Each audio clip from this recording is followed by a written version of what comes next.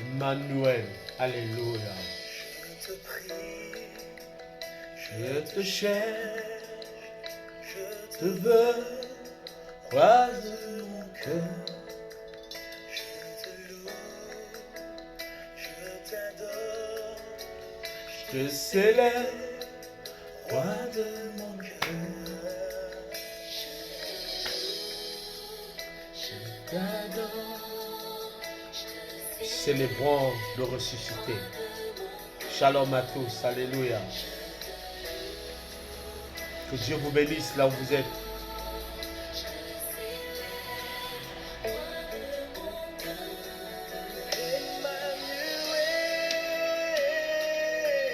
Oh Seigneur. Alléluia. Emmanuel. Le Dieu vivant. Shaddai. Alléluia. Soyez bénis. Chante avec nous, Emmanuel. Emmanuel, Dieu parmi nous. Emmanuel, le tabernacle qui habite parmi les humains. Emmanuel, le Dieu qui demeure parmi son peuple. Emmanuel, chante le plus fort, je t'entends pas.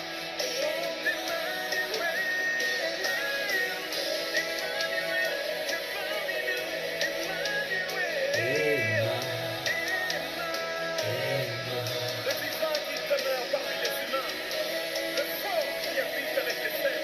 Emmanuel, le conquérant, le tout-puissant, vous bénisse ce matin. Le Dieu vivant, la montagne de Sion. Alléluia.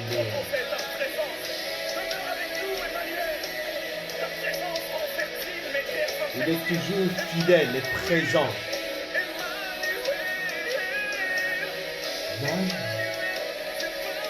Nous invoquons ton nom ce matin. Que tu sanctifies ce jour. Que tu bénis cet instant. Alléluia.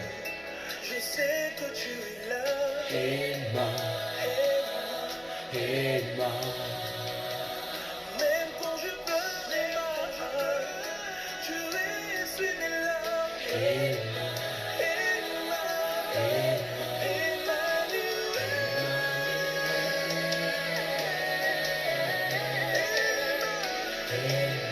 Oh.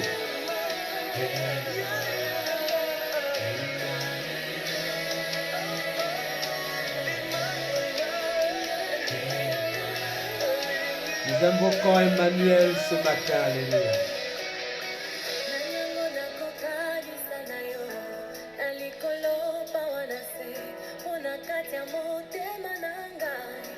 Connais un seul amour, amour ndima komikaba, komipesa mugimba, ukonjo yako kana nyoso, yoza nyosa motu yangai, yoza nyosa motu yangai.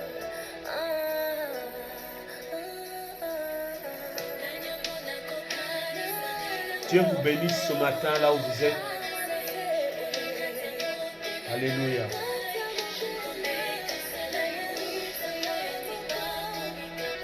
La Bible nous demande de rendre grâce à Dieu pour toutes choses. Nous te bénissons, tendre Père. Alléluia. Pour ta miséricorde et tes bontés. Alléluia.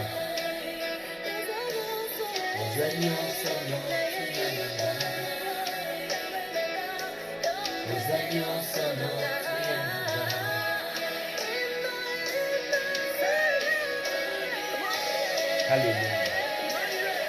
Emmanuel. Oh. Le bon berger qui nourrit et qui fait garder ses brebis loin de la perdition. La vie de ceux vers qui la mort se rapproche. Il n'y a qu'un seul nom, il s'appelle Emmanuel. Alléluia.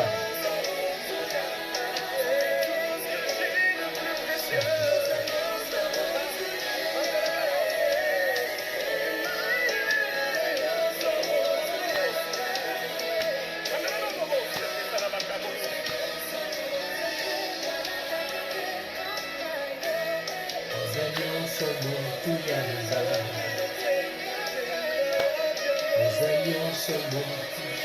tout ce que j'ai de plus précieux. Alléluia.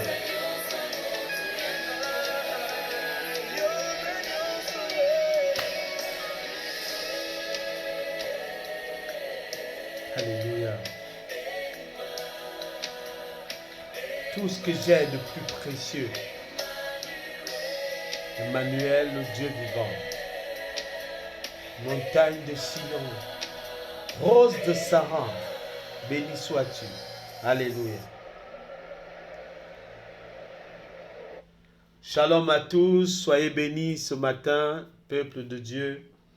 C'est toujours avec joie et victoire que nous nous réunissons toujours par la grâce de Dieu pour nous entretenir encore dans ces moments d'exhortation, d'encouragement, car nous savons que nous vivons les temps difficiles, les temps où l'Église doit se positionner. L'Église, quand je parle d'Église, ce n'est pas l'Église bâtiment, c'est l'Église qui est à l'image de Dieu, qui est toi et moi, alléluia, qui doit se positionner pour les intérêts de Christ. Ce matin, Dieu nous donne encore le souffle de vie. Il nous permet de pouvoir nous rassembler de par le monde, là où vous êtes, dans vos maisons, d'autres dans un lieu de travail. Vous prenez un moment pour partager la parole de Dieu, pour vous entretenir par les psaumes, les cantiques, alléluia, par des prières, car cela plaît à Dieu. Ce matin, je rends grâce à Dieu encore pour la vie de tout un chacun, là où vous êtes, pour la persévérance dans la foi. Et je bénis aussi les ministères qui œuvrent pour la repentance et pour la repentance des péchés, pour qui gagnent les âmes en fait. C'est ces ministères vivants qui proclament, qui défendent l'évangile de la vérité, car nous n'avons qu'un seul Dieu, ce n'est que le Créateur du ciel et de la terre. Alléluia, son nom est Je suis. Donc ce matin, je veux encourager encore ces hommes et ces femmes qui se lèvent chaque jour, qui ne cessent de prier chaque jour, qui intercèdent en faveur de ceux qui sont au front, ceux qui évangélisent et ceux qui voyagent, ceux qui se déplacent pour aller annoncer la bonne nouvelle. La Bible dit qu'ils sont beaux les pieds de ceux qui annoncent la bonne nouvelle, l'évangile. Alors ce matin, nous allons nous entretenir sur un passage qui, ma foi, va nous permettre de pouvoir regarder un peu les choses de Dieu d'une autre façon. La Bible nous demande d'examiner toutes choses. Alléluia. D'examiner toutes choses et de voir si cela vient de Dieu. Quand la Bible nous demande d'examiner, ça veut dire quoi? Ça veut dire que la Bible est consciente que dans les derniers temps où nous vivons, il y a beaucoup de doctrines qui sont introduites dans le corps de Christ. Il y a beaucoup de choses qui ont été introduites de par le passé. Il faut savoir que avant que avant que la nouvelle Église puisse naître, il y avait autrefois la loi de Mosaïque. Il y avait aussi les églises apostoliques, les églises bâtiments, alléluia, dirigées par des hommes aussi, alléluia, par les pères de l'église. Mais ce matin, nous allons voir et essayer de comprendre l'avertissement que le Saint-Esprit, que Dieu par le Saint-Esprit nous interpelle d'avoir ce matin et dans les jours à venir et dans les temps présents. Parce que là, la Bible s'adapte aussi au temps présent. Alléluia. Nous ne sommes plus au temps des Nazaréens, de Nazareth, au temps des Juifs de Nazareth, au temps de Jérusalem. Non, nous sommes au temps du Saint-Esprit, au temps de la révélation, au temps de la puissance, la démonstration de la parole de Dieu. Alléluia. Aussi au temps du discernement des esprits. Car notre adversaire aussi, il s'adapte par rapport au siècle présent et lui, il fonctionne par stratégie. Et une de ces stratégies consiste à faire en sorte que les enfants de Dieu puissent ignorer sa présence pour mieux cribler le peuple de Dieu. Alléluia. Pour mieux détruire l'église de Dieu, pour mieux détruire les rêves, les visions des enfants de Dieu, les promesses qui sont attachées à ceux qui persévèrent, à ceux qui ont la foi. Amen. Hein? Donc, nous allons voir l'attention que la Bible nous demande d'avoir ce matin. Et cela se trouve dans Hébreux 13, à partir du verset 9. Donc, Hébreux 13, verset 9, nous lisons. Ne vous laissez pas entraîner par des doctrines diverses et étrangères, car il est bon que le cœur soit affermi par la grâce et non par des aliments qui n'ont servi de rien à ceux qui sont attachés. Je reprends la lecture pour que nous puissions bien comprendre. Hébreux 13, verset 9. Ne vous laissez pas entraîner par des doctrines diverses et étrangères, car il est bon que le cœur soit affermi par la grâce et non par des aliments qui n'ont servi de rien à ceux qui s'y sont attachés. Amen. L'épître des Hébreux ici attire notre attention par rapport à des diverses doctrines qui déjà sont dans le monde. Alléluia. De ne pas nous laisser entraîner par des diverses doctrines. Alléluia. Lorsqu'on parle de doctrine, on parle des dogmes, on parle de la parole. Alléluia. On parle de la parole, mais qui n'émane pas de la parole de Dieu, mais de la parole humaine qui émane de la tradition des hommes. Alléluia. Il faut comprendre que nous ne pouvons servir et suivre deux maîtres, nous dit la parole de Dieu. Parce qu'il y a, tu haïras l'un et tu serviras l'autre. Et nous sommes confrontés chaque jour, chaque instant à ce choix. Et ce choix, malheureusement aussi, nous pouvons le rencontrer dans les églises. Et l'épître aux Hébreux attire notre attention, nous les chrétiens, nous les enfants de Dieu, à ne pas nous laisser entraîner par de diverses doctrines.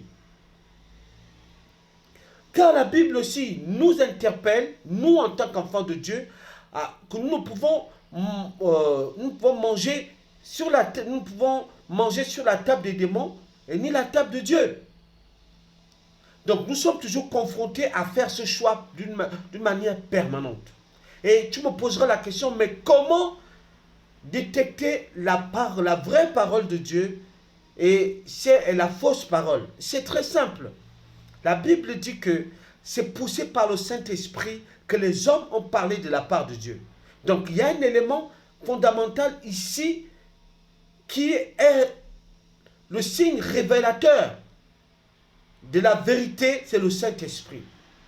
Donc lorsque nous pouvons, il faut savoir que la Bible c'est la parole de Dieu révélée. D'accord? Mais ça demeure en moins que la lettre. Nous avons besoin du Saint-Esprit.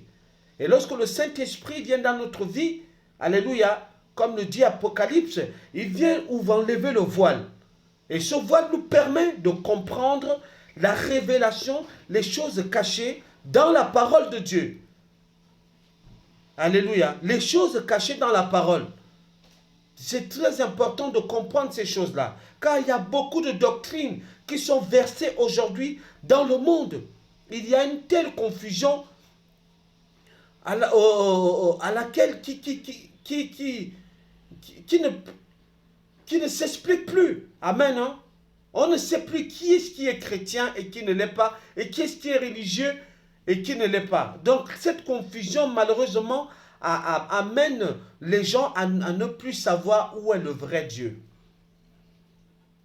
Je vais prendre un exemple très simple. Le religieux, c'est celui, la religion, c'est de servir les hommes. D'accord, je prends un exemple de la religion catholique. Il y a bien d'autres.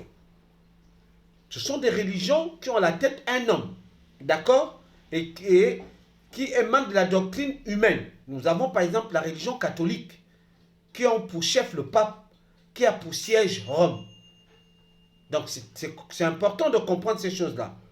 Or, le pape, lui, il a mis en place, la papauté a mis en place une doctrine. Une doctrine qui est opposée à la parole de Dieu. Sur différentes formes. Nous pouvons citer par exemple le baptême des enfants, qui est en adéquation avec le baptême que prône Jésus-Christ.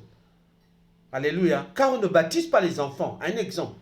Voici une des doctrines qui sème la confusion. Et je vais encore, maintenant dans le milieu évangélique, il y a beaucoup de doctrines. Par exemple, je vais prendre le culte de la personnalité. C'est-à-dire que tu dois... c'est-à-dire que on va au temple, d'accord? On va dans une assemblée, on va accepter le Seigneur dans une assemblée et finalement, au lieu de faire de nous des chrétiens, parce qu'un chrétien n'a pas d'assemblée, un chrétien appartient à Christ, il a l'image de Christ. Mais qu'est-ce qui se passe? Il se passe qu'on est formaté à l'image du pasteur. D'accord? Le pasteur par lequel Dieu va utiliser pour nous enseigner la parole, pour nous conduire comme en tant que berger. D'accord? Au lieu que